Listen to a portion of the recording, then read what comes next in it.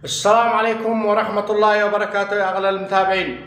طبعا اليوم حبينا نوجه رسالة لجميع الحكومات اليمنية التي في الشمال والجنوب بسرعة القبض على السارق والنصاب والمحتال طارق السمومي الذي احتال على هزاع القحطاني في السعودية.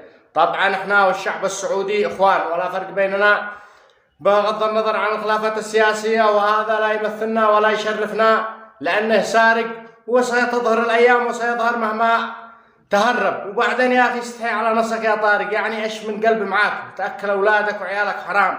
وكم ستدوم معك هذا الزواج؟ 250,000 سعودي. كم ستدوم؟ سنة سنتين، وبعدين يعني خسرت عملك وخسرت سمعتك وكرامتك وشرفك وعرضك علشان الفلوس.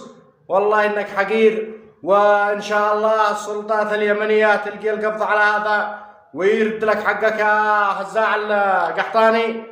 واحنا اليمنيين قبائل ما نقبل السارق ولا الخاين ولا الغشاش، وباذن الله تعالى يلقوا القبض عليه، واي يمني يوقف معاه هذا والله لا نعتبر يمني. يا اخي عيب، يستحي على نفسه. الان هو يشوه بسمعه اليمنيين في الخارج، حتى الان الثقه ستنتزع من المغتربين اليمنيين. يا اخي عيب، استحوا على انفسكم، اشتغل بشرف، كل من عرق جبينك يا اخي، ولا ارقد في البيت.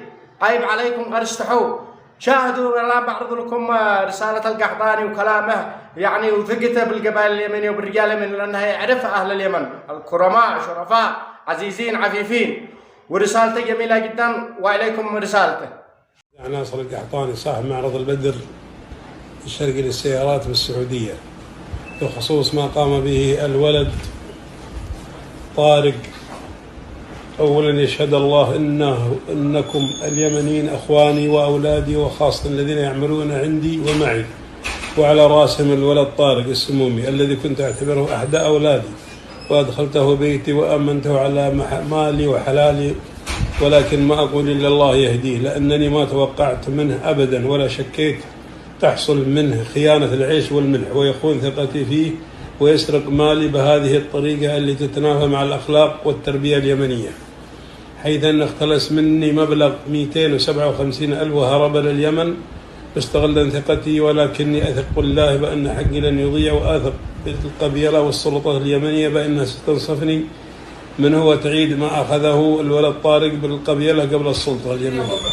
هذا والله يجزاكم الخير، وأسأل الله أن يحق الحق